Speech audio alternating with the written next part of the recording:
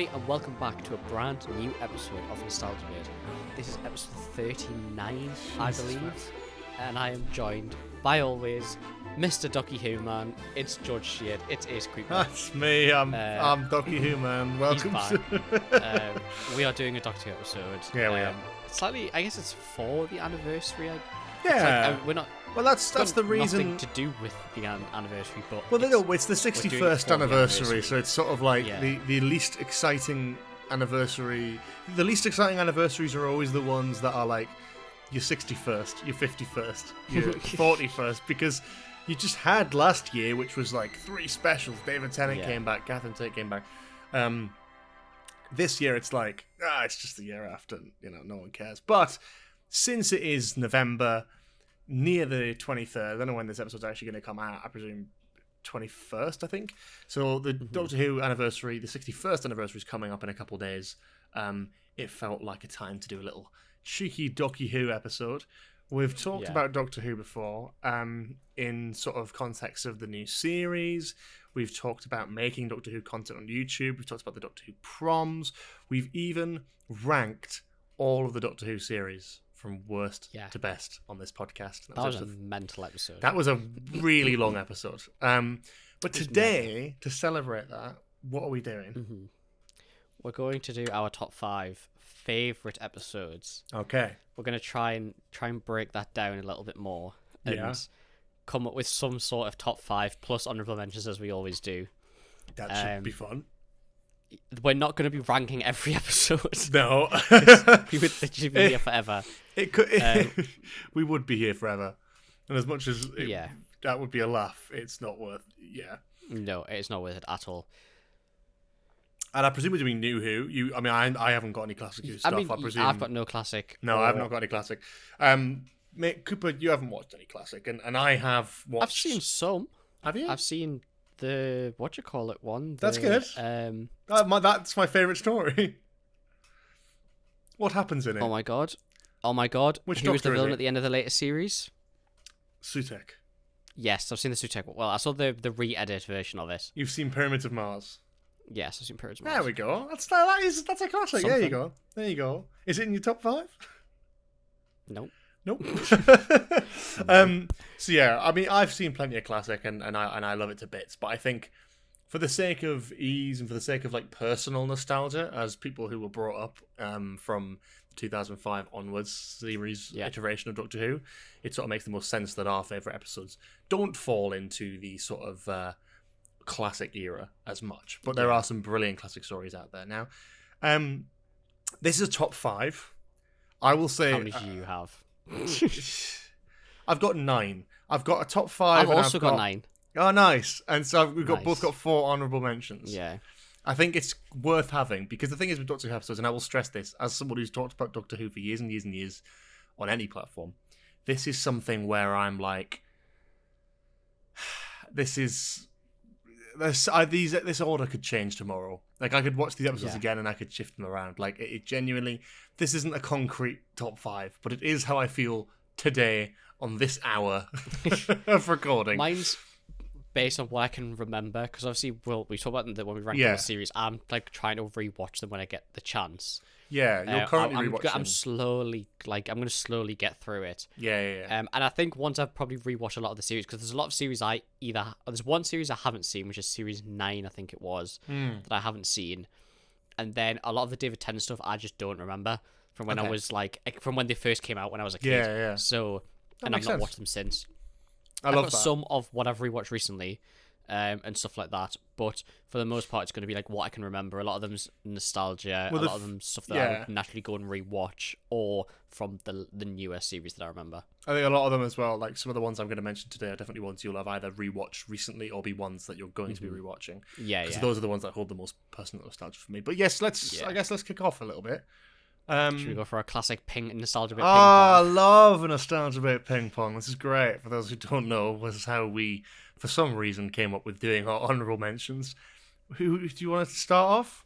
I can start. Go for it. So my honourable mentions are kind of just like I kind of just threw them in there because they wouldn't be on my top 5, but they're episodes that I definitely enjoyed when I watched them. Some of them hold like weight for me. So, for example, some of my probably my top 5 is okay. Mm. Some honorable mentions maybe but I put Ghost Monument as an honorable mention, right? Ooh, I understand okay. it. It's not a great episode, right? But I remember when Jodie was first announced, I was very much on the fence about it. I was very much like, ooh, I don't really know how I feel about it. Maybe she'll be alright. And Woman Who Fell to Earth came out, and I was still on the fence with when Woman Who Fell to Earth came out. I wasn't fully sold. And there was something about fucking Ghost Monument, that really, like, I don't know what it was. It just really hit home.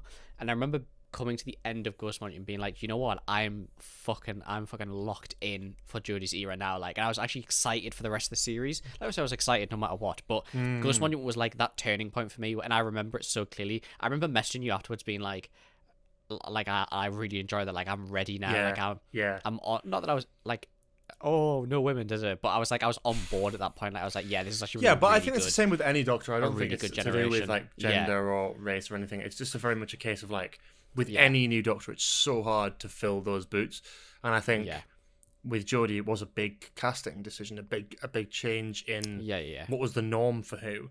But also one that came at the right time, and I think it was sort of like a balance of going, I need to be convinced. With any Doctor, you need a couple episodes to go, that's it. And there'll be a moment. And I love that. I love that you've mentioned the Ghost Monument, because I think it's better than people give it credit for. People make it out like it's the fucking worst episode, or like it's actually one of the weaker ones of Jodie's first series. I would say it probably is, but it's still, I think, still very great. And still I holds think weight. Yeah.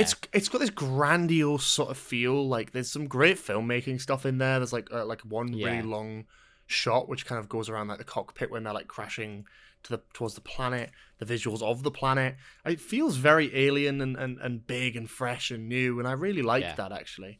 So I'm with you on that. Yeah, I just remember being on board, like being like, oh my god, like I remember just thoroughly enjoying the episode. Yeah, I love that. It's great. It's a great mention. So I think this might be the first time I've pinged, so I'll ping that over to you. Lovely. Well, I would like to stress that all my honourable mentions are all-timer brilliant episodes, in my opinion, and the reason they're not in the top 5 is because I personally feel that they are kind of overplayed top 5ers, right? These are ones that like are an obvious one, so I didn't want to include it in the top 5 because, from me, who's talked about these episodes numerous times, it's not as interesting. It would be funny if any of these. Put my entire top 5. I was going to say, if these look, and that's fine. If these are in your top 5, then great. They're absolutely valid, because these are all great episodes, and they would have been, but I wanted to talk about other episodes, and I think that was sort of the point.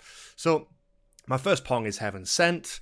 I didn't include this as a sort of like multi-episode story because it's so thematically different to Face the Raven and Hellbent. Not thematically, but sort of visually, like where it's set, what it's about. Heaven Sent is a masterpiece in filmmaking and acting and writing and all of the above. It's a brilliant, brilliant episode. Everyone knows it's excellent. Doctor Who fans, I'm not going to bore you anymore with telling you why it's good. You know it's good. Everyone on the fucking mums has seen it and tells you it's good. It's really well made. That's that. I'm going to pong that over to you, Cooper, and not waste any time at all with that. Not too far away from Hellbent and Heaven Sent. My next, it's a two-parter. I put Dark Water and Death in Heaven. Okay. I've put these down because we spoke about this last time when we did I'm pretty sure we spoke about when we did the series ranking. I remember being a kid and the master reveal when I was a kid, and I was like, this is the greatest shit ever. Like, this is peak. Like, this is peak. Like, I just that's my sole reason to put this on here, because of how it made me feel when I was a kid. I was like, this is the greatest thing ever. I was like, this is absolute peak. I remember when I watched episodes it as well. Yeah. I love the Cyberman stuff. I love a good Master and Cyberman story. I'm sick of it personally. I feel we've had too much of it. That was great and original back then, and then a couple years later we got another multi-Master and multi-Cybermen story, and then a couple years later we get the Master with the Cybermen on Gallifrey, and then a couple years later the Master, the Cybermen, and the Daleks. Great. Yep. I want to see the Master without these fuckers again. But this was nice and original when it first happened. But yeah, and I love the reveal. The reveal's one. I think it's such a great way to go about it. It was such great writing to change the gender of the Master, and it literally it's revolutionary at all. It's revolutionary. Honestly, There was not. I did not see it coming in the slightest. And not to mention, it works tremendously. She's a brilliant 100%. actress, Michelle Gomez, and it worked so well. I think something that stood out to me is I remember that was like rumored along a lot of the time as well that the Master would be back in that series, and a lot of rumors that she would be the Master.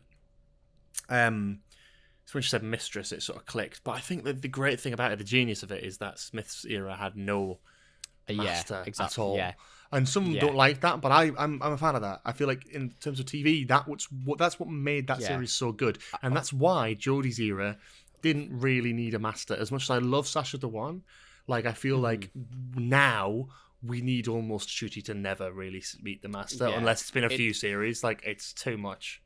I've always said that the only way you could make Matt Smith's era better is to give him a Master. However, like I wouldn't give him a Master because the Missy setup is so good. Yeah. Like I wouldn't want to null and void also the Missy. She's technically there. She's technically Matt Smith's Master as well. Technically, because she set up the whole Clara thing, like the woman in the shop thing. That was her. That's true. Yeah. She was knocking around. We just never saw them on screen together. And it would be great eventually to see like Matt Smith meet a version of the Master. Of course, it would be. But I don't need. It's like with Ncuti, it's like I really don't want to see the Master in the next series. I don't think we'll see him for a while, and that's fine. I'm happy with that. I don't need to see the Master for a while. I want to wait a few years and then get him again. And get a similar reveal. Yeah. Anyway, I'll ping that back over to you, and I will pong over to you. Waters of Mars. Waters of Mars is a phenomenal episode. Again, another one of those ones. I don't have to talk too much about why it's brilliant, but it is sort of David Tennant. I think some of his best work in Doctor Who. He really hits like a new stride with this. He becomes this Time Lord victorious towards the end. He is, fighting he's going along for the ride with his natural instincts. He's not saving anyone. He's not breaking these laws. But there's that crashing moment of him being the last of the Time Lords and him coming to that realization of like he doesn't care anymore. He is in control of it, and he is this. And that is where the Doctor sort of tapers on the edge of being this sort of godlike character, which is fascinating. And I think in this episode they do it incredibly well. So top marks. I'm looking forward. It's a great story. Mars when I reach it. Do you remember much of it? One of those episodes I've not seen. Nah, I don't. I remember very little from it. So that's kind of why, because obviously I watched it when I was a kid. So it's like it's very much coming with fresh eyes. Yeah, it is phenomenal. Don't get me wrong; it is really, really good. And again, I haven't got too much more to add to it, but it is tragic and brilliant and plays with time travel. Something Doctor Who very rarely does is play with the laws of time and time travel, and I think it should be done a lot more. Paradoxes and timey-wimey stuff. That's always the most interesting elements of Doctor Who for me, as opposed to just setting a story in a historical context or whatever, like the butterfly effect and that sort of thing. It makes stuff like that just more interesting for me. I love that. And this episode does that perfectly, where it's like he cannot break this because it's a time-locked event. We've seen that in the past, but it's great to see it in the future, because then it's like it hasn't happened by our time. These aren't real people. But in the future, they are real people, and they cement the future of the human race. So it's a great dilemma to be like, well, he should be able to save them, but it's the same context. He can't, because this has happened. Doesn't matter whether it happens in the future of the audience or not. It has happened, and I love that. So yeah, I will pong that over to you, my friend. This one I really wanted to put on my top 5, but I just couldn't fit it on, because I really like this episode. I put Power of the Doctor. Yeah, I know it's a little bit of but no, I like it. It's a good shout. I love this episode. I think it's very much like I've got surprisingly a few of Jodie's on this whole list. Obviously Ghost Monument, Power of the Doctor. It's very much like a diamond in the rough. Like, I love Sacha Dhawan's Master. Sacha Dhawan's Master is for me unparalleled. Like, he's my absolute favourite. And this is just like peak. Like, Sacha Dhawan's. I wanted to put this more down because I wanted to put a Sacha Dhawan story on here, because his range as the Master is just phenomenal. Like, it's great. I love a calm crazy. I always describe it as calm crazy. They're the best villains, which I think it describes the Master perfectly. But I think Sacha Dhawan does it so well. He chooses the scenery. Reach the whole, And Power of the Doctor, I just loved. I loved the visuals. I loved the scene when in the jails and stuff. The Rasputin was a great as well. I loved that. I just love this episode, and I think it's Sacha Dhawan at his best. absolutely. And I absolutely love all that. It's an interesting thought. Like I've had, like I think over the last couple of years, my desire for a new incarnation of the Master has sort of leaned into wanting something completely different. And I love it. I love Power of the Doctor. And it's just what you're thinking there. It's like thinking, like, yeah, I do love Sacha Dhawan's Master. I think he's brilliant. But he's absolutely batshit. And I love it. And I love Michelle Gomez. I love all that. I think Michelle Gomez got it the closest to what I would love, which is someone who is really calm and collected. And really... Like friend and foe. Evil. No, but just evil, but calm. Like, I love this. And that's what it was in Classic Who, I guess, a little bit. He was sort of a bit camp, but he's supposed to be as intelligent as the Doctor, or they're supposed to be as intelligent as the Doctor, and I feel like that is the case with a lot of it, like in terms of the strategizing. And Sacha Dhawan's again iteration is brilliant. John Simm's iteration is brilliant, but I think Michelle Gomez got this sort of weird balance where it's sort of like this calm, collected persona.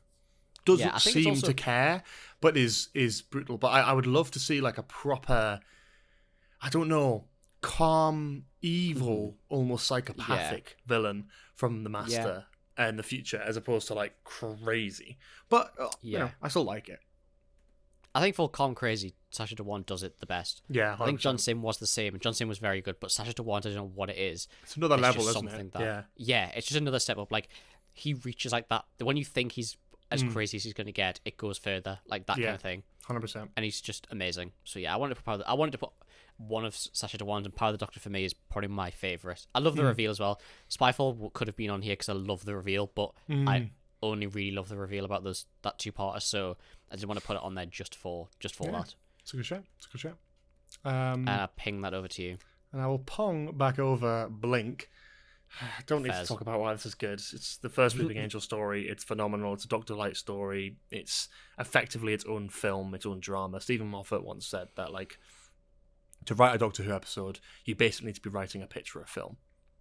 And the best Doctor Who episodes could be a film in their own right, completely outside of the Doctor Who universe. The only difference is you've got this Doctor character in it. But Blink hasn't, really. And I think that's what works about it, is it is almost like an indie horror film. And it works so well, and it's great, and it strikes the balance perfectly. And it's a proper breath of fresh air. Formed an iconic villain, great concept. Just how can you even think that sort of thing up is crazy to me. But again, everyone knows Blink is a fucking masterpiece. So yeah, look at it again. Another one I'm looking forward to watching again when I reach it. It's been I've seen it more recently than the other ones, but again, it's still been a couple of years since I've seen it. So yeah, it's good. It is good, honestly. It's a great. It's a classic. Everyone knows it's great. So that's my pong.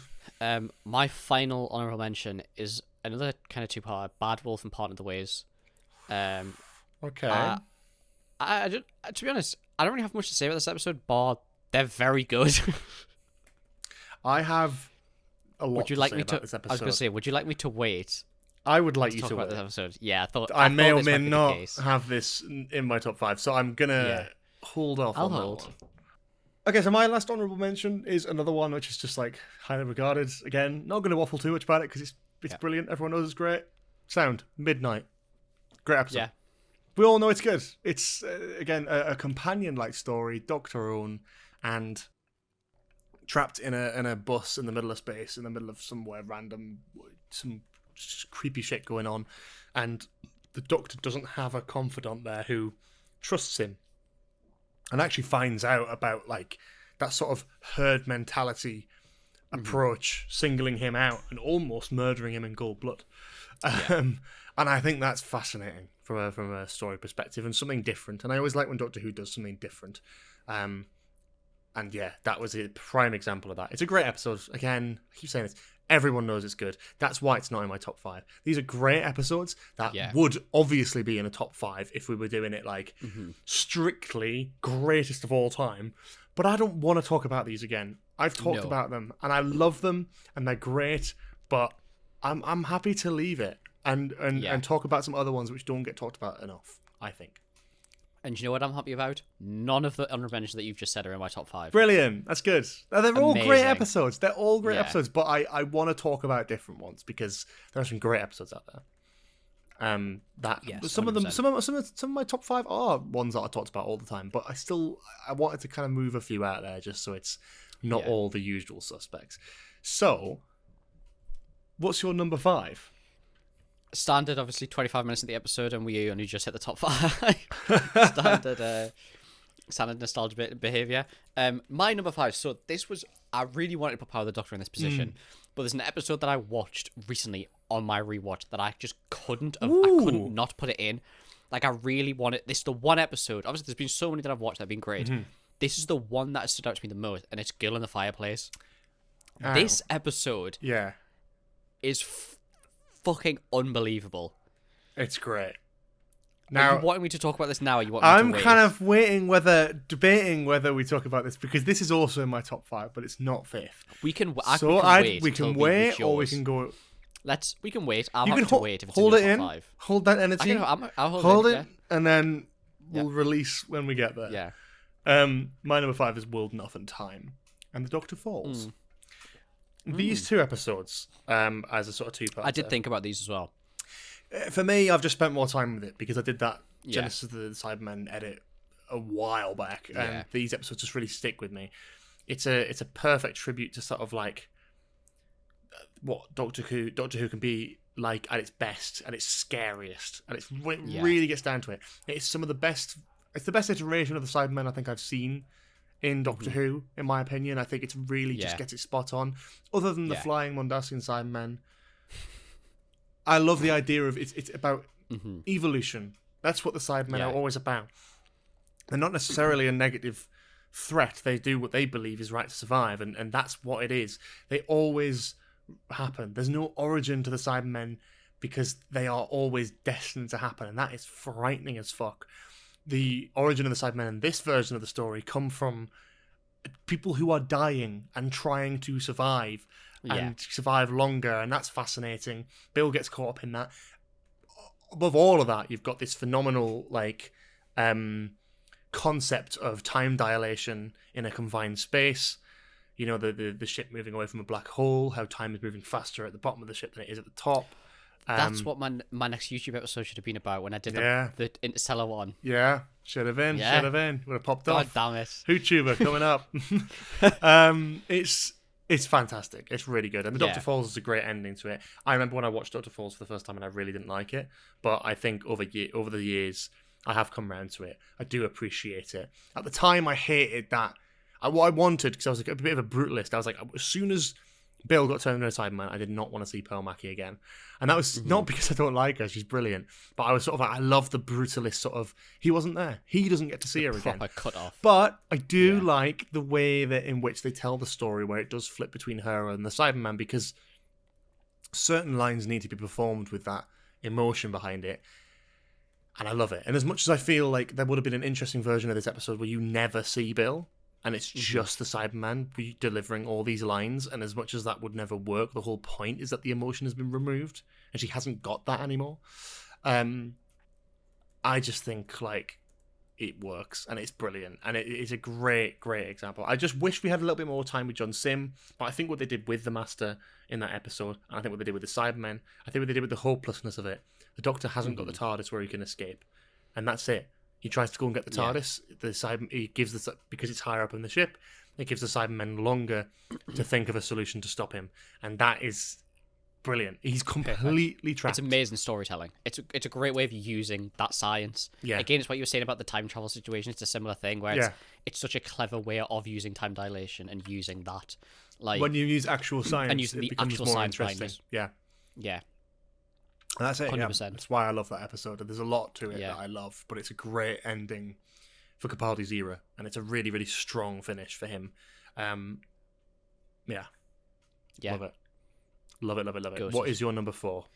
So I think we've had this conversation before, and I'm pretty sure I've already spoken about why this is one of my favorite episodes. I think last time I might have said it was my favorite episode, but looking at it now, it's like I love this episode. Like I love it so much.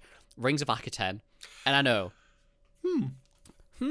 Interesting. No. Good shout. We all know why Rings of Akaten is on here. Okay, the speech is goated. Yeah. It's genuinely like I think it's some of my genuinely could be at least my like top 3 favorite writing of all time. Like, there are certain things from certain movies and TV shows that just always stick with you.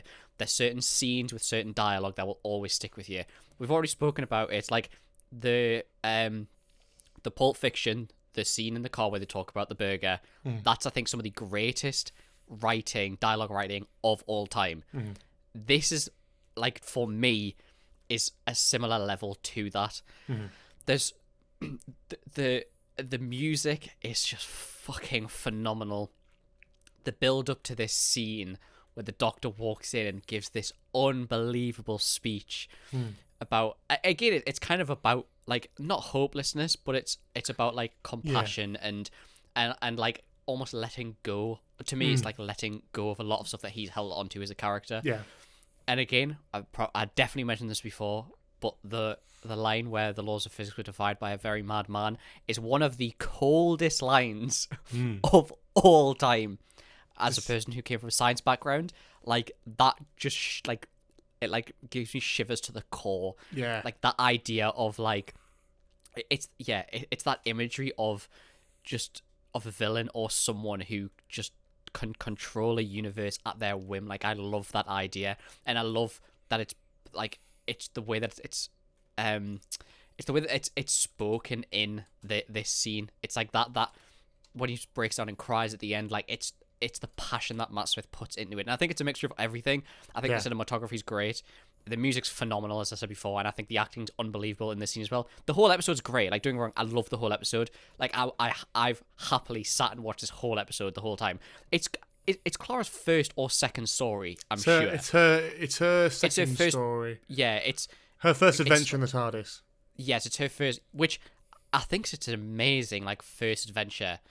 Of the first Universal adventure or something like that for a companion. The thing is, I'm just kind of reflecting on the line that you're talking about there with the laws of physics line. Are you aware that that's most likely referencing quite a well-known story from Classic Who? Is it? Yeah, and I would advise you watch it. I had no idea. I don't know if this was something that you ever. I'm being dead serious. Like, dead serious, hand on heart, I had no idea this references a classic. It's never been confirmed, but it's always implied to be a cold line. It's there's nothing been confirmed, but it kind of makes the most sense to line up with, especially if you like that concept. Watch the Three Doctors, and you can watch even better. Yeah. You can watch a cut down version of the Three Doctors on the Tales of the TARDIS thing on BBC iPlayer. The Three Doctors is, I think, a 10th anniversary special or something like that. But it basically had the first Three Doctors in it, mainly 2 and 3, because Hartnell was very old at this point. But they encounter a villain called Omega, who is a Time Lord who actually was the one who invented the TARDIS in Doctor Who canon, and he is exiled into a parallel world dimension universe by the Time Lords, and the Doctors actually end up going there, and effectively in that universe the laws of physics are dictated by Omega himself. Wow. So if you're interested, that's something to check out. It's, like I said, it's just always like, I love the whole speech, but there's just that line has always stood out to me. And again, I think it's as someone who did physics and did science for so many years. Yeah, it just always just always, it's just, I love it. I love it. Love it. It's a great one. Great one. My fourth place is one that has been mentioned, and we've held off on. And it is Bad Wolf and Parting of the Ways. Oh, I love it. I just rewatched it recently, and it's just... Oh, did you? Yeah, it always sticks out in my mind as some of the best Doctor Who's had to offer. Only from a nostalgia point of view, though. I think it's great, and but I think there are flaws in the story. But I do...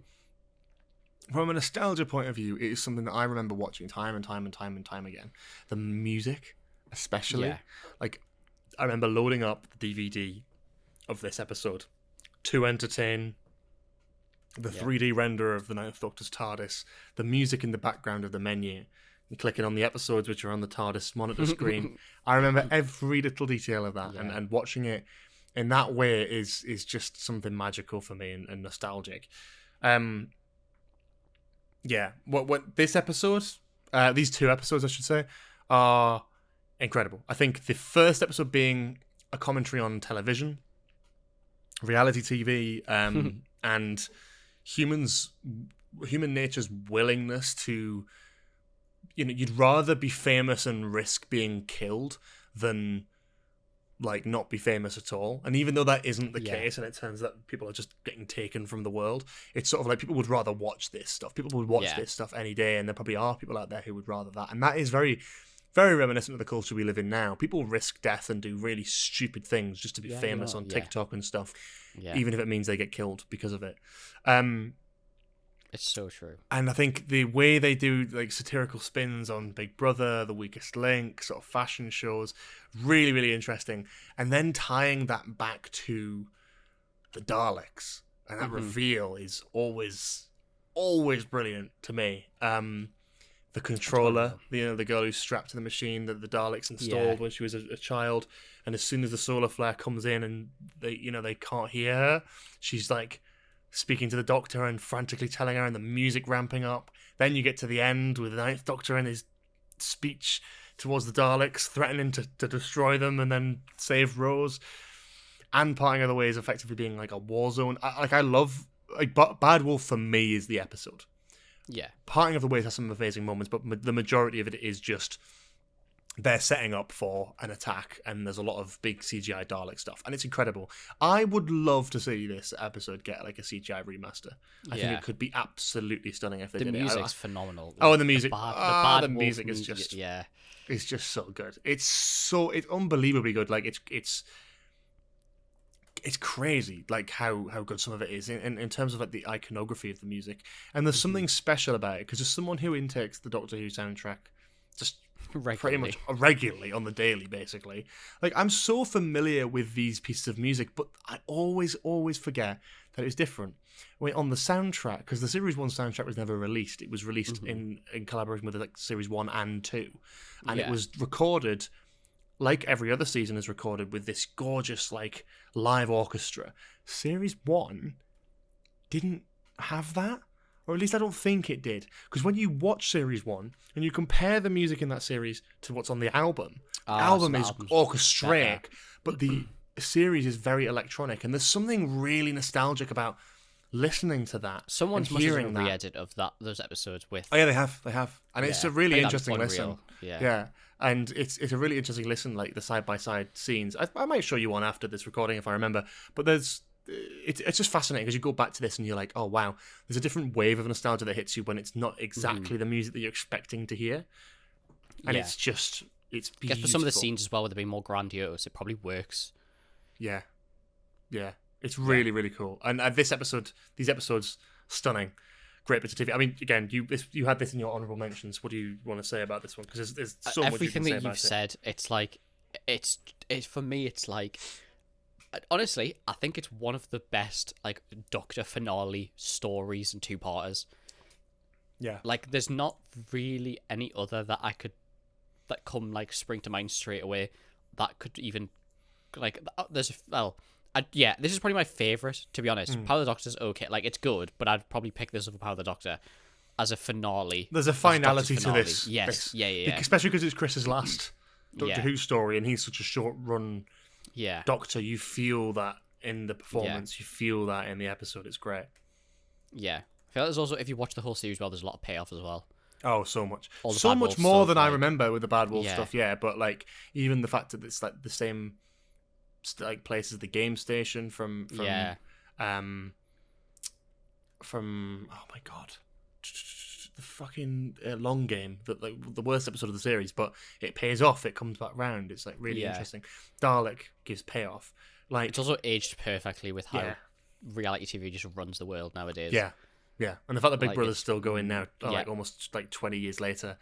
I'd love to see a new version of this done, like with Love Island, Big Brother. People were talking about it with like funny, like The Chase when Bradley Walsh was a companion. Yeah, would have been really funny. But yeah, it's cool. It's cool. What is your number 4? Number 3. Oh shit! You've done your number 4, right? Okay, I sorry. don't know. Number 5, Girl in the Fireplace. Dementia. Number 4, Ring Factor 10. Number 3 is Demons of Punjab. Ooh, So okay. yeah, That's interesting to me. Yeah. Demons of Punjab. Like, I remember, obviously when when the season came out, I remember being very excited for Rosa, and I know there's a few episodes with this season where it's like good episode, mid episode, bad episode, really good episode, mid episode. Like that's how it feels. And Rosa was the episode I was most excited about for this season, and I knew it was going to be like a heater. I knew it was going to be really good, and it was. But Demons of Punjab was such like a. It was so unexpected. Yeah. The music's fucking my unbelievable. god, the music's great. The story of it. It's not even for me. It's not even like the aliens and stuff like that. It's the like. It's a period of time that I didn't know. Like, it's been a while since I've watched this episode, and I'd be interested to rewatch it again. Yeah, I've seen it probably 3 or 4 times already. But it's like, I don't know. I think it's such a place in history, a piece of history that I didn't really know about. Like Rosa, I know about, and I think that's why I was excited for it. But it completely caught me up, like genuinely to tears. Like the finale of that episode, tears. Like, unbelievable. And I just remember it's the episode that's always stuck with me from that season. Obviously, Goes When It Has as well, and I've said, it's but so this stuck real, with me for a completely different reason. Yeah, that's what hits about this one. It's so real and it's so like unexpected. Also, it came after the Saranga conundrum, which was appalling. It's a terrible episode. So it's sort of like a real kind of return to form a little bit. And like people have their criticisms of it, which is fair. But I genuinely think that like I don't know. I think when you really, really watch this episode and you go through it and you pick it apart, like that ending, the betrayal of like, it's like religion and patriotism over family that makes it so powerful. Yeah. And this also mix that with the expectation of Yaz wanting to see her grandmother. It's like a nice story to start off with, which then gets pulled into some massive historical events. It's a very underrated episode in terms of how it's designed. It might not be perfect in terms of its final execution, but like overall, I think the concept is brilliant. Like, if the concept, and do you know what, the execution is really like concept perfect. The execution is like unbelievable. Like it's sublime. It is, but that's what I'm saying. I think it's such a like you just wouldn't expect it, if that makes sense. Yeah, like it starts off so innocent and just becomes like such a heater of an episode. Yeah, crazy, banger, crazy. Yeah, so there you go. You'll be happy to hear that my number 3 is Girl in the Fireplace. Yeah, it's an all-timer. We know this. 100%. I'll let you talk about this. I genuinely didn't remember this episode at all when I rewatched this. Which is and it's crazy. one of those episodes I was like, we talked about this only a couple episodes ago, didn't we? Because we talked about it in relation to being quite scary. As growing up with this one, I had quite strong memories of it being one of the scarier episodes of Doctor Who. It's just one of those episodes where it's like, genuinely, I can't put my finger on what's so good about this episode, and I purely think it's because all of it's great. Concept, phenomenal. Execution is phenomenal. Acting and writing is phenomenal. Yeah. Like, just everything. Like, it's just such a clever, like, the visuals of it, like, all that. Like, it's just a heater. Like, it's great. But again, it's like, great. It's one of those episodes that I think when you look at it from an outlet, you'd probably go, okay, maybe. And then you watch it and you're like, holy shit. Like, I think that's what it was for me. Because I was like, it's one of those episodes that I hadn't really heard many people talk about. Because everyone goes for your blinks and stuff like that. Yeah. But you watch it and you're like, it doesn't get talked about enough. It's great. Yeah. And like, there's a sort of love story in there. There's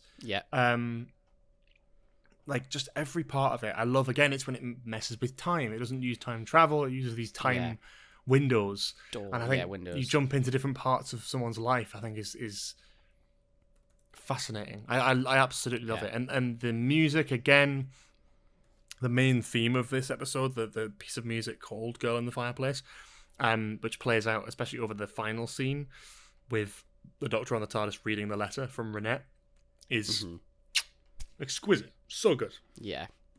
So good. Yeah, just some great visuals as well. Like, I love the idea of the clockwork robots. I love their great almost visuals, they're incredibly sinister, but also this great, like, it's aged incredibly well Don't you think, 100%. considering this came out in 100%. 2006, and it is a Brett really and clever watched commentary. It in 2024 and was like, this shit's Yeah. great. Like, It's not even just that. It's a phenomenal commentary on AI, I think, and robotics. yeah. Like, oh, God, the whole episode is an Yeah. entire misunderstanding that the service crew of the ship, without anyone to lead Yeah. them, have just worked out, because the name of the ship is Madame de Pompadour, that they have to then use all their energy in these time windows to go back and harvest Madame de Pompadour's brain to help Yeah. the ship survive. Yeah. And it's like, that is mad. And it is Yeah. mad, but what a great commentary on AI being able to not ever understand how a human would think, only replicating what they think is right without any concern for emotion or feeling or anything like that. There is Yeah. none of that. It's all just an algorithm It's all making taken sense of literally. something that doesn't It's make like sense. It's taken literally. The AI can't take and understand that you'd name something after someone as endearment. If Yeah. if you name something after someone, it means that they are that thing. It's like that Yeah. kind of thing. It's like you Yeah. have to harvest her brain because Yeah. the ship's CPU brain computer doesn't Yeah. work anymore. really It's clever, and it holds up now as a phenomenal commentary on AI, which is what Yeah. is so incredible, because that wasn't the thing then. So it's just great to 100%. see that. I think it's something like that aged so well. It just adds layers to that story, which Yeah, I agree. It's fucking again, all timer. Like, but again, I think it's a low key all timer. Yeah, it's an all-timer that people don't talk about enough. But yeah, 100%. What is your number 2? My number 2 is probably it's so normie. My number 2 and number Alright. 1 is so normie, but I don't care. My number 2 is Name of the Doctor and Day of the Doctor. Oh, you do put them together? I put them together. I put them together because I feel like Name of the Doctor, like, it kind of leads straight into it. If that makes sense. Like the reveal of the end of Name of the Doctor. A little bit. If I had to pick one, I'd put Day of the Doctor, 100%. Obviously, But I put them together, as like the season finale and then the special. Day of the Doctor is for, like I'm saying, for me is definitely more the I love Name of the Doctor. I love the visuals of Name of the Doctor. That's what I love about it the most. Yeah. But the story of Day of the Doctor and the multi-Doctor story and the way it's written together and the way they act together is perfect. Music is phenomenal. The story, I love the story as well. I think it's such a clever story. And again, plays with time and stuff like that. Like, yeah. I would honestly, like, wholeheartedly recommend, because I guarantee you won't have read it. Like, I cannot recommend enough the Target novelization of Day of the Doctor written by Stephen Moffat. really? Seriously? Because it includes elements of Night of the Doctor, Paul McGann's regeneration. I love that as well. It includes elements I love Night of the Doctor. of the war that you don't get to see. It Yeah. includes, and it's all told from a single character's perspective, who is not revealed until towards the end. Every chapter is kind of a different. The book itself plays with the concept of a novel in terms of how it's structured. yeah. Is completely unconventional and timey-wimey, and it's Stephen Moffat all over. It is absolutely incredible. And there are scenes in the book which will make you rewatch Day of the Doctor and go, oh, that's really sick. Because it's the same writer, right? Yeah. There's one scene which resonates in my mind, which isn't in Day of the Doctor, and it takes place in the middle of the 11th hour, when Matt Smith runs off in his TARDIS for the first time, and he goes to, like, I don't know, I can't remember exactly what it was, but he goes to some room and he reflects on himself in the mirror for one of the first times he sees himself, and he reflects on the Time War, and he reflects on the War Doctor, and that ties into Day of the Doctor. And I was like, obviously, we never see that shit on screen, but like, there are scenes like that, and also the unconventional narrator. Like, I would urge you to check out the Day of the Doctor Target novelization. In fact, I actually think I own it, so I can lend it to you at Christmas. I genuinely did not know that was a thing. I did not know there was a novelization of it. They do unreal. the Doctor Who Target novelizations are this like whole wave of things that have been around since way back when.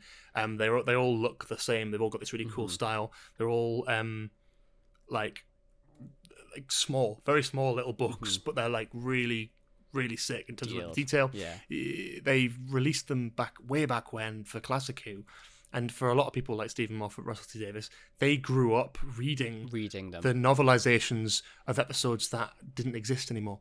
that you couldn't get on video. The missing episodes, like Evil of the Daleks, that was adapted like from the script, and you could really get a feel of the story that you couldn't get from TV because it didn't exist anymore. What a great idea. And obviously now they do that generally, but they started doing it for New Who episodes. But that was the first one I read, and I read it in sixth form. I think I think I might have actually read that around the time we filmed probably the thing. Yeah, and that I make a lot of sense. Yeah. I absolutely fucking adored it, and I think if you love this episode, which I know you do, I think you will actually really, really appreciate. This is one of those episodes that I intricacies will go back of the novel on a regular. I'd be really interested to read that. Yeah. I remember there's like a scene in the beginning when they arrive at the art gallery and they look at the Gallifrey Falls painting. There's an inner dialogue between, like, there's almost an implication that the Doctor can like telepathically read someone else's mind, and he's sort of seeing into Kate Stewart's perspective, and it sort of describes Kate Stewart as looking at the Doctor and holding resentment that he never showed up to say goodbye to her dad. Wow. And there's like all these elements in there where you're like, oh, that's really interesting and like really well developed. And it's also with like hindsight. The Rose novelization as well. I'm getting a bit off track, but we'll pull it back. The Rose novelization is read as well, written by Russell T Davies, adapted from his obviously original script and the episode of Rose. Again, so much detail, and he makes it exactly what you'd expect it to be. And there's like little amendments which work really well. Obviously, with the Day of the Doctor novelization, it's written years after when Moffat's left the show, so he has the now knowledge of the insight of Peter Capaldi, right? And Peter Capaldi and Jodie Whittaker, and he can weave elements of that in. And all I'll say without saying too much is that in that story, all of the Doctors don't just get like a little line here and there. They are all involved in that scene in the story in separate elements, which I think is better than what we saw. I think it's a great thing about novelizations, though, of anything. It's like you haven't got a limit. Like, and I think that's what it's such. You've taken such a great episode anyway. That is like phenomenal. That is generally, I think, probably close to a 10 out of 10. And you just give it another layer. And again, it's one of those things where you can then go back and watch it and be like, oh shit, like. Well, it's like the whole thing. It's the thing with Rose. Right? As I was saying, is like with that novelization, like the bit in with Clive in the shed, and he's sort of showing off his like the photos of like the Ninth Doctor. And he's like, it's a name passed down generations, like father and son. In the TV, it's just the Ninth Doctor, and they wanted to keep it simple. But in the novelization, Clive's got a record of loads of Doctors, and it intricately describes different versions of the Doctor. So you've got like Rose looking at these pictures of like a man in a bow tie and a fez, a man in like a long coat, and like Peter Capaldi's described, Jodie Whittaker's described. Really, you've got like other versions of the Doctor which we've never seen. Yeah. Like I said, there was one which was described as like a bald black female Doctor with like some sort of like. Like device or some shit, and I think it was like a wheelchair, like electric wheelchair bound version of the Doctor and stuff. So they put in all these things where it's like cool. They can have fun with it, and they can run with that, and I think that's it's really cool. So Day of the Doctor is excellent. I feel like I've waffled about the books, but my God, read it. It's so good. I'll lend it to you Christmas if you want. It's sick. What is your number 2? Numero dos. My number 2 is Turn Left. Really? So Turn Left for me is one of the best Doctor Who stories of all time. One of the best one of the best Doctor Light stories, especially. I love it. Again, it plays with the laws of time and sort of these wonderful high concept sci-fi pieces. It's like the butterfly effect. You go back in time and you get Donna to turn one way over another, and it completely changes the course of history. The Doctor is killed. She wasn't there to save him. And then you see 3 or 4 series worth of Doctor Who, but you see it with the Doctor not being there, what would have happened. And I'm like, this is really, really clever. Whenever I watch it, I'm like, this is so rewarding after having watched series of the show. And I think that's what Doctor Who really excels in for me in the Russell's first era, I should say.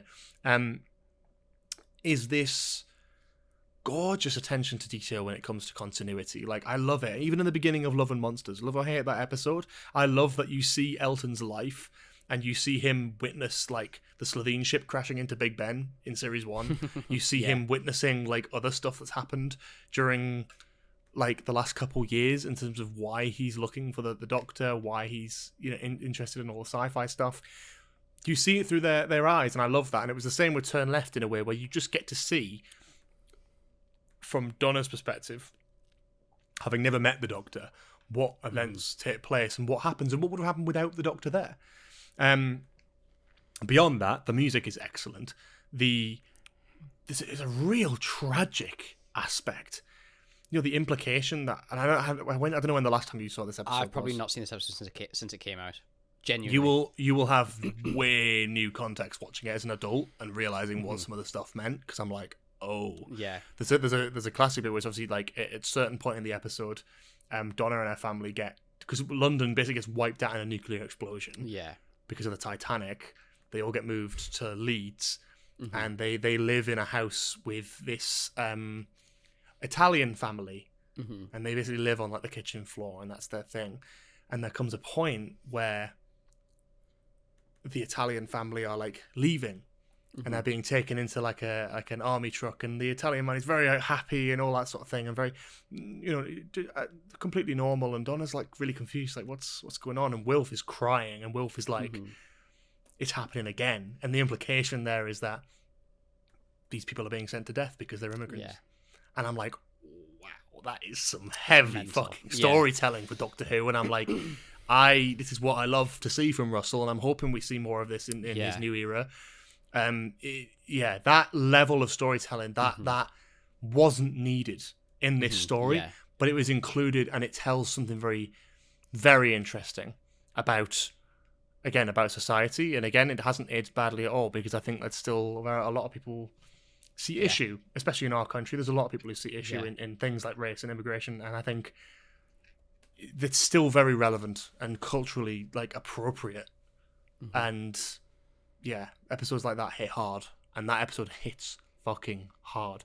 Not to mention as well the ending, which is phenomenal, where she fights back, she wakes up out of it, and she's sat with the Doctor talking and kind of describing Rose, and he's sort of clocking on, and then she tells the Doctor that she heard the words "bad wolf." Seriously, like that scene gives me chills, because they fire into this version of All the Strange Creatures, which is a track from series 3, but they fire into the running theme from that era, but with like this elevated, with like the bad wolf motifs, with a sort of higher a higher sort of like, I don't know what it is, but there's just more instruments. It's louder, it's faster, it's scary, it's frightening, and it's fucking wonderful. It's a great cliffhanger. So yeah, I love that. Love that.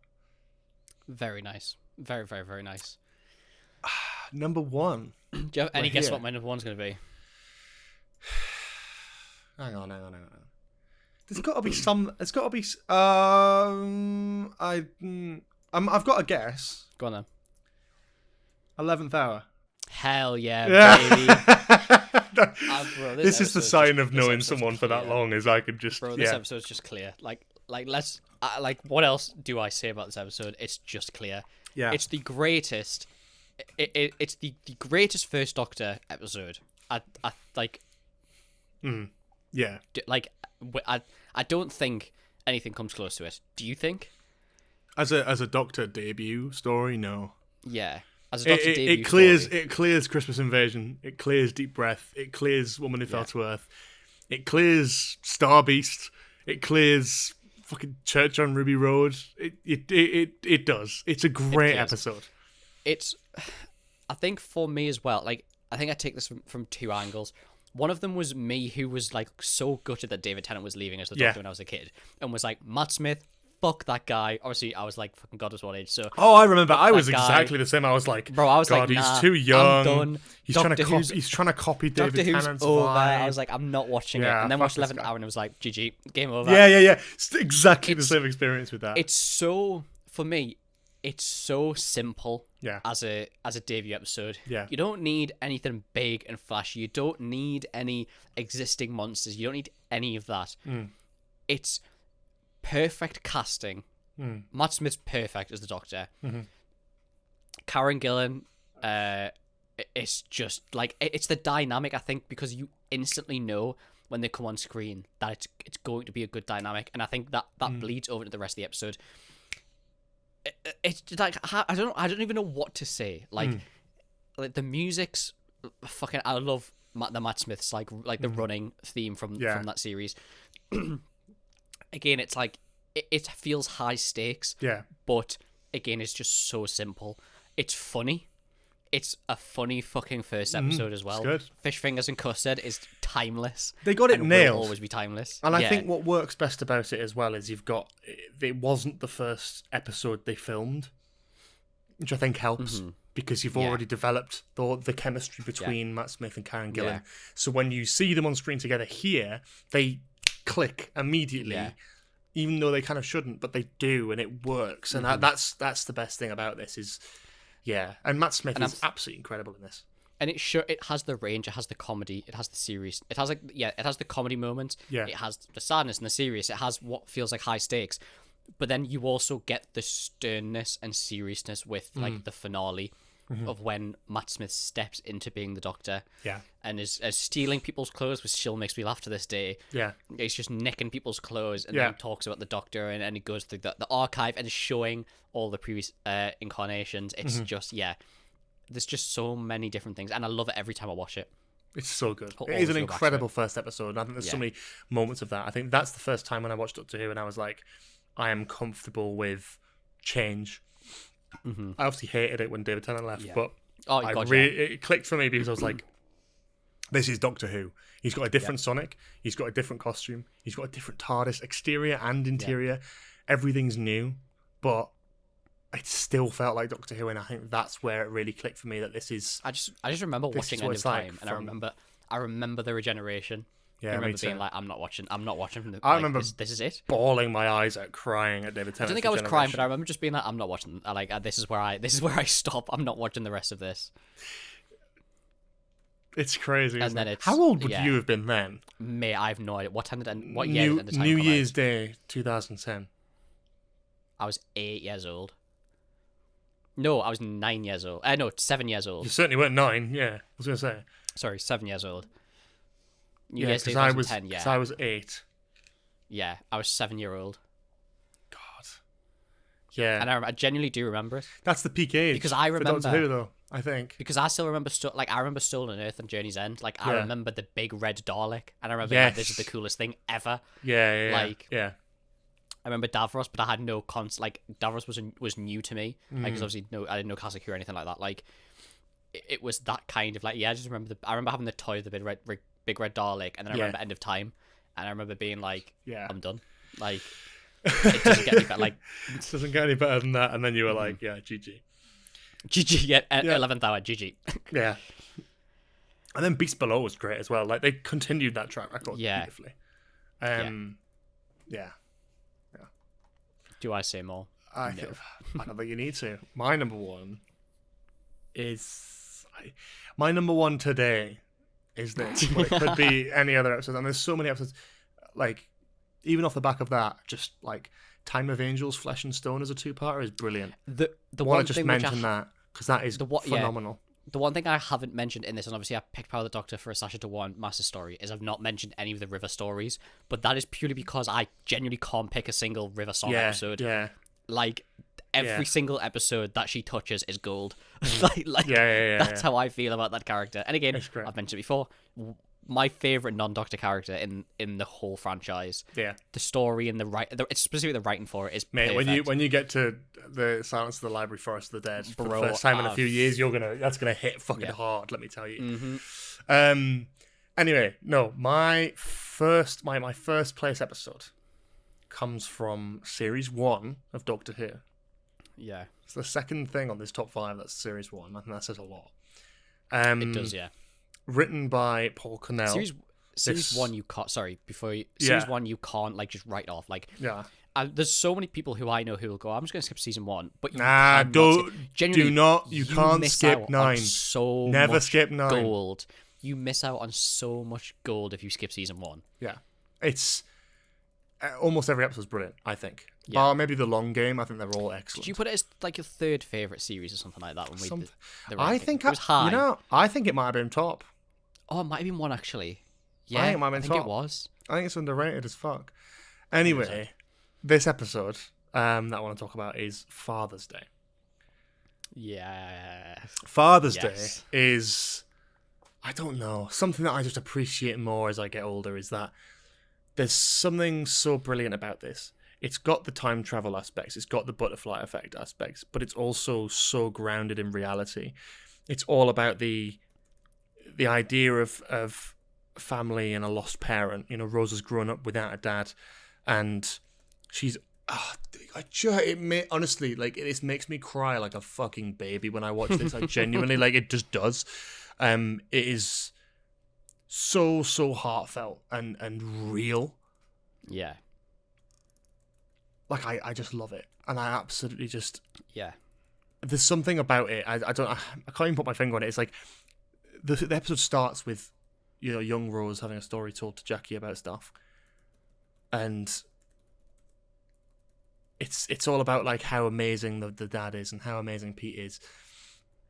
And then when Rose goes back in time, they're all lies. You know, he wasn't successful. He wasn't clever. He messed around. He cheated, and it's sort of the imperfect version of her dad that she didn't realize existed. She had this idolized version. Even the little details like that. There's a scene very early on where she gets out the car with Pete and Jackie's there and starts accusing Rose of being his latest fling. Yes. And she just watches them argue, and she is just like in tears. And I'm like, because it's that idolized version of her dad and their parents' relationship just disappears, falling apart in a second. Not to mention all these other wonderful moments. I love the moment in the church with the doctor and the soon-to-be wedded couple when they're like, oh, you know we're not important here and all that sort of thing. And the Ninth Doctor gives them this speech about this. It's fantastic. It's really, really great from Eccleston because he's just like pissing about and doing his thing. And he's trying to save the day. He doesn't know what he's doing. He hasn't got a plan. And he's trying to work it out. But he takes time to comfort these people and tell them that, like, you know, he's like, standing in the rain outside of a club, 3 a.m, getting a taxi home. I'm never going to have a life like that. And he's like, you are important. Like, you are special. Like, just, it's that joy for life that the Doctor has, I think, is wonderful. And that's exemplified perfectly. Like, the way he delivers dialogue. It's unique. Like, the way he pauses in sentences and stuff.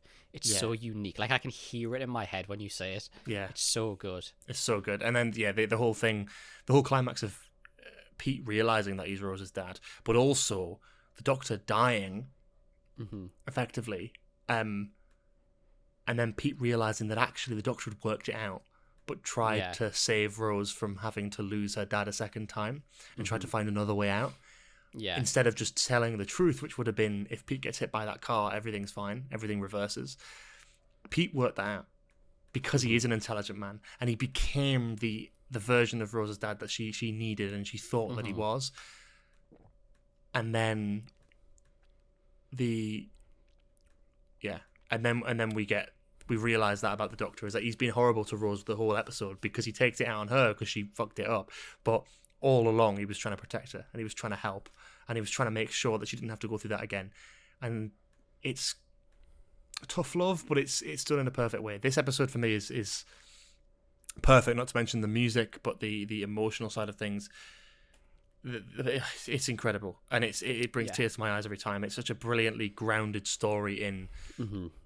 You were brought up without a dad. What if you could go back and speak to him before he died? Yeah. Well, and it's amazing. Really, really amazing. Yeah, 100%. So that's why that takes my top spot for today, but that could change any day of the week, you know. There are some excellent episodes of Doctor Who out there. And it's been lovely to celebrate the 61st anniversary by talking about some of the best Doctor Who has to offer. We'll definitely talk about more in the future. It was nice to get, we had quite a range of episodes. Yeah. And I'm glad we didn't have many of like the normie ones. We did actually have quite a few. I don't think yours were normie at all. I think you had some good ones. I think 11th Hour and Name of the Doctor is, but I think the rest of them probably I would go as far to say Name of the Doctor is widely regarded as not a very good episode. I would say. Yeah. Definitely. So, like, during the Center of the TARDIS, I also love it. I know it's a widely not great episode. I don't know why. I just love the concept of it. I think it's so clever. Before we go on to Just News, this episode's gone on a little while now. I'm going to give you a minute to talk. But did you see the clip for the Christmas special? Yeah, I did. Shall we quickly talk about what we thought about it and then move on to just news? Yeah, We're in a kinda, Doctor Who episode. We might as well mention it. Yeah, let's talk about it. Bear in mind, it was yesterday as of time of recording. I liked it. I thought the clip was good. Yeah, I did. I like that That we're was coming cool. back to the villain guard stuff. I like the fact that we're seeing a big CGI T-Rex. That's great. It's lots of fun. The villain guard stuff surprised me. I was like, oh my god, when I watched it. Yeah, there's a little bit of interconnectivity Yeah. there. Stephen Moffat on top of his game. Again, the Doctor waffling while not noticing a T-Rex approaching him is hilarious. Yeah, it's great. I just want to see a trailer. Like, I have a bit of a resentment for clips because when I see a clip, that's all I have to go off the episode. So I watch it, I watch it, and then when the episode comes along, I can I just sort of check out for the 2 minutes when it comes up because I'm like, oh, I've already seen this bit. Is that the second clip we've had from that episode? Yeah, it is. We've not had a trailer yet or any sort of official poster. But we've I had thought two it was going to be a clips. trailer. I think we might get a trailer on the 23rd. I have a feeling, but I don't know exactly what we're gonna get yet. So I guess we just It's a Christmas sit special, back. isn't it? Yeah, it's a Christmas special. Comes out on Christmas Day, I think. Yeah. So Yeah. yeah, it's called Joy to the World. It looks great. The concept of like a time hotel, very Moffat-y. Yeah. I don't know if you've heard what he said in an interview recently.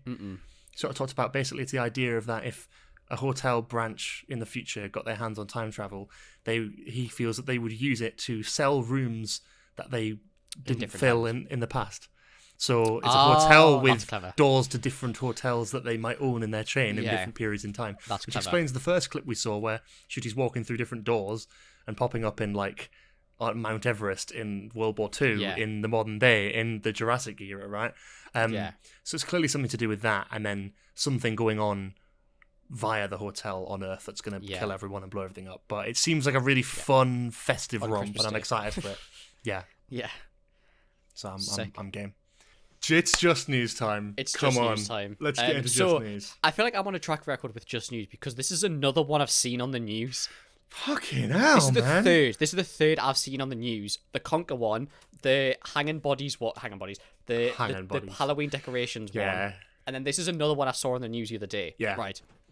Okay. This is from Strange News.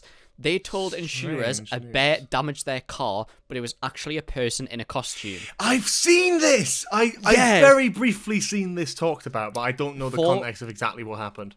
So, 4 residents from the Los Angeles area were arrested this week after an investigation by the California Department of Insurance revealed that they had allegedly used a life-sized bear costume to stage attacks on their vehicles in an attempt to secure a 6-figure payout. Absolutely fucking mental. The suspects, I'm just not going to name because it's fucking long, have been the bear charged. costume is ridiculous. Have you seen the video? There's a video with it. I don't know if it's on this article, but I saw a video on the news of a guy getting changed in a car and had the suit on. So the suspects have been charged with insurance fraud and conspiracy, according to an announcement made by the department on Wednesday. Their alleged scam cost 3 insurance companies a total of $141,839. Operation Bear Claw began earlier this year after one of their claims gave an insurance company an insurance company pause. In January, the suspects claimed that a bear had entered their 22 Rolls-Royce Ghost and caused interior damage while it was parked in Lake Arrowhead, a region in San Bernardino Mountains, known for its large black bear population. I don't even though the costume's a understand brown bear. This. I mean, I don't think that's where we're tearing it apart. There is a video apparently.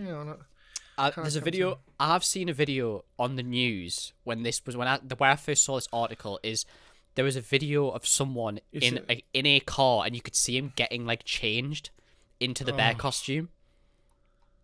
It's so clearly a bloke in a costume. It's actually mad. Yeah. So they're trying to claim insurance money for damage caused by a bear, and it's actually them in a costume. This might be in the video. I think this might be in the video. Yeah, I can see it. That's absolutely ridiculous. The photo is hilarious. Like, what even? Anyway.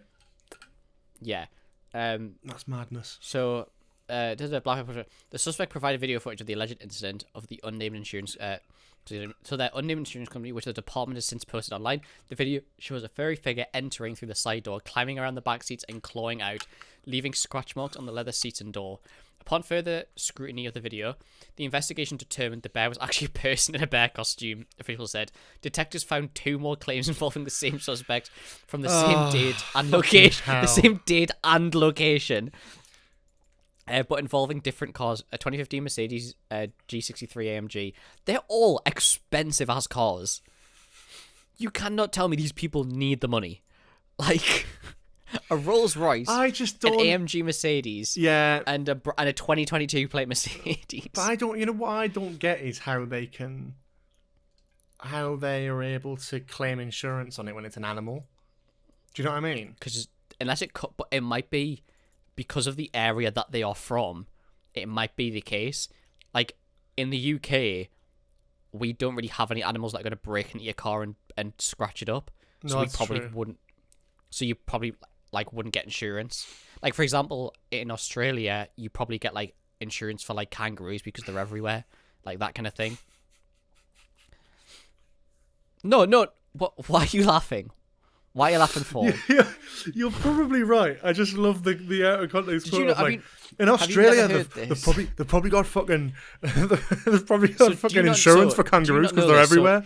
So, kangaroos are classed as vermin and like because they are so overpopulated in Australia, right? Right, I see. Australian truck drivers, if you ever see a truck, like the proper lorries, have cages built on the front of them because truck drivers, on average, will hit at least 3 or 4 kangaroos on a long journey. On because purpose? the kangaroos will see... No, the kangaroos will see the headlight and jump out into the road and they'll just hit them. So if you ever see lorries and stuff when they finish their journeys, the first thing they do is they spray down with like disinfectant stuff the front of lorries. Oh my because God. they have probably hit a couple of kangaroo. I mean, did you not know this? We never heard this. This is turned really depressing. I'm sorry for anyone who loves kangaroos very and animals. silly. Yeah, but this is like an actual true. Like you can that's Google it. so It's like, weird. That's really weird. They're overpopulated. So they're just stupid enough to just see massive bright lights and go, "Oh, what's that?" and then jump out in the road. This is insane to me. But So that's what I'm saying, like, there must Yeah. be certain countries if there's issues with animals breaking into cars, like you must be able to get insurance for those animals. Sure, yeah. Like in the UK, where there's no way we have any animals. Like, I don't know. We literally have no animals that would break into cars. Like, So how did they find out then? What? How did they find out that this wasn't a... detectives executed a search warrant and found the bear costume, complete with furry snouted head, paws, and metal tools in the shape of Fucking claws in the idiots. suspect's home. The fur costume is light brown colour. The California Department of Fish and Wildlife says black bears are the only wild bears in the state. That's the although problem can they be have found- is they go, oh, Yeah. actually, if they find a bear costume, they see that there's a brown bear, and they go, well, we can categorically say that it wasn't a real bear because we only have black bears. If they had brown bears wild in the state, are they telling me that they would have believed potentially that the costume was fine and that was Potentially. fucking idiots? Your Honour. Although they can be found in various shades, including brown and tan, California grizzly bears became extinct in the 1920s. Yeah. The insurance department says that the Glendale Police Department and the California Highway Patrol helped investigate the case, which has been referred to the San Bernardino Court District's Attorney Office for the prosecution. Yeah. So it's just basically filling out what... Essentially, the decision to charge suspects with a crime. Once that decision is made, the court dates and appearance will be scheduled. I just thought it was a funny as fuck story. It was just a bunch of rich kids breaking into each other's cars with a bear suit. I mean, The bear suit's so... it's a very great. like university college Oh, sort of 100%. like vibe in it. You can't tell me that if you're driving a Mercedes AMG, a Rolls Royce, and a 2022 plate Mercedes, that you need that money. It's quite a good bear costume as well. Do you think? I mean, it looks good, but I No, can't. you couldn't get that from Mazda. That's professional. Yeah, that's fair. Or it's real bear, in which case that's even weird. Or they're a furry, and it's for their personal use. Or one of them works at Brewers Fair. Yeah, true. I like the sort of claws they've got, the sort of fake ones as well. Yeah, they're like It's they're kinda like giving- ice picks. Yeah, but what the fuck are they even used for? Not like normally. What are they? I have no idea. Because They part look of me like is some like, sort of kitchen tool. One of them's bent as well. Have you seen? Yeah, one of There's them's a like, yeah. What, like, part of me's looking at that and thinking, I could make a mean pulled pork sandwich with that. Oh, that's what they look like. Tear they look it, like, use them both, and you tear them apart. You know, when you like cook steaks and stuff, and you sometimes stab it with a fork, so like all the if you're marinating it, the marinade goes in better. It looks like those. Like you just go mental with it. Fucking hell. See, if they'd spent their time, if they just opened an American equivalent of Brewers Fayre and just went ham with pulled pork sandwiches, they'd be laughing. They'd be making more money off that. I was gonna say they'd make more than 141 grand. Anyway. Fucking hell! What a terrible, fucking mental thing, man. Anyway, thank you so much for listening and or watching this episode of Nostalgia Bait. If you're listening on Spotify or watching on Spotify, still baffles me that you can do that. Yeah. Please leave a hearty 5-star review. It really does help over there. And if you're on YouTube, leave us a like and a comment. It helps the algorithm and helps us, and we love it. Check out Instagram, Twitter. I was about to say Facebook there. Instagram, Twitter, TikTok, and every other link that's in the description. Yeah. And we will see you next week for a very special episode. Oh, that's gonna be fun. That's gonna be fun. It is the I'm prepared for it. It's the Ahsoka episode, baby. Oh, Let's get it. God. See, for those who don't realise that we record episodes together, that's going to seem mental because that seems like you're preparing a week early. I'm prepared. I'm actually going to just sit here until next week. Like, I'm not going to move. Yeah. Exactly like this, not move. Yeah, we will see you next week. And I will say as well, before we do episode. round up, that obviously this is a Doctor Who episode. If you've enjoyed hearing some Doctor Who stuff, we've got plenty more Doctor Who episodes available over on YouTube, Spotify, wherever you get your podcasts. And there is a specific playlist over on YouTube, believe it or not, which has all of our Doctor Who themed episodes. So if you're wanting a little bit more Doctor Who nostalgia bait, you can head over to the YouTube channel and check out that playlist. You can tell who does all of the management and the organisation for the YouTube stuff. Oh dear. Anyway, thank you for watching. Thank you, and we will see you next week. Bye-bye.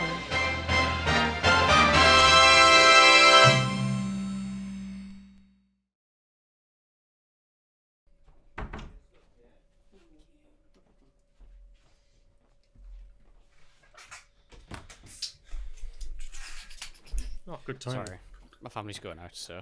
That's why. Just refilling the cup. I'm putting a monster in the cup. Yeah, same man. I've got it. I should just put it like that, shouldn't I? Whoa, that's crazy. I forgot we're recording. Yeah, we're still recording that. You have to edit this shit out. I'll take it as well. Oh. The whole can should fit in that. Just shy. Nah, I've just poured one in, you bastard. It fits. Trust me. Can you see that? Yeah? How? Fucking fit. It fills up right to the brim. I sure want to see a brim.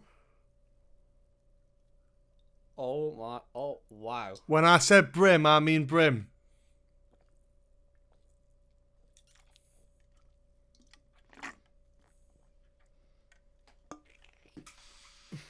I feel like I'm watching fucking Nikola Tesla at work.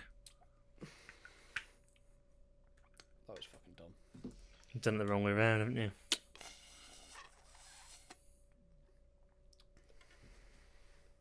It's incredible content. It's incredible content. You should stick this little segment at the end of the episode, just after the credits. I will. It's a fun little extra. It is, yeah. Throw it in there. Cool. Okay. Get through because I can't plan my maths, which is really annoying.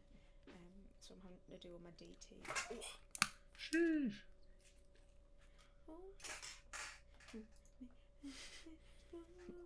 George is back.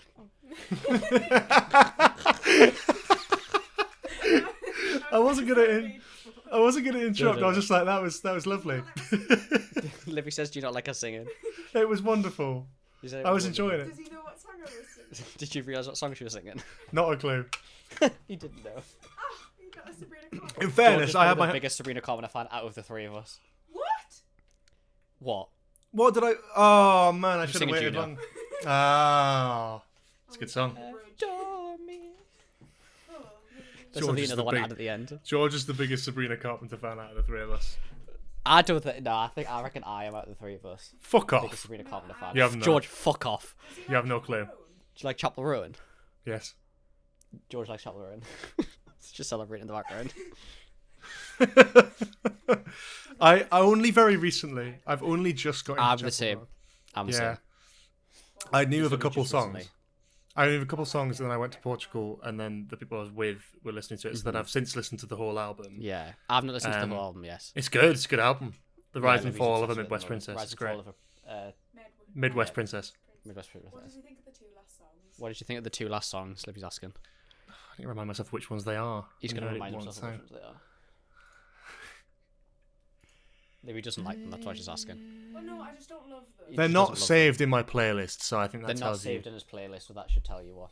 Yeah, I it's agree. they're not. Libby I don't think. agrees. Ask him which is favourite. I'm Yeah. so leaving this at the end. I'm so fucking putting this all in the end of the episode. What's your favourite on the album? That's really hard. Hang on. What's yours? I quite like the start of Naked in Manhattan, but I'm Red Wine Supernova through and through. Did you hear That- that? Red Wine Supernova is pretty good. That's my. From what I've listened to, that's mine. I've not listened all the way through though. I quite like Super Graphic Ultra Modern Girl, and I quite George like likes Kaleidoscope Super because Graphic it's Ultra not Modern as Girl. it's not as highly regarded. And Kaleidoscope is because it's not as highly regarded. Cooper switched off Kaleidoscope when it came on in the car today, going, "It's too fucking depressing. I'm switching it off." It is Somebody else depressing. listened to It it. is depressing. I'll give you that. But I quite like to listen to depressing stuff. You're talking to a Radiohead fan. That's true. I'll let you get on now. Yeah.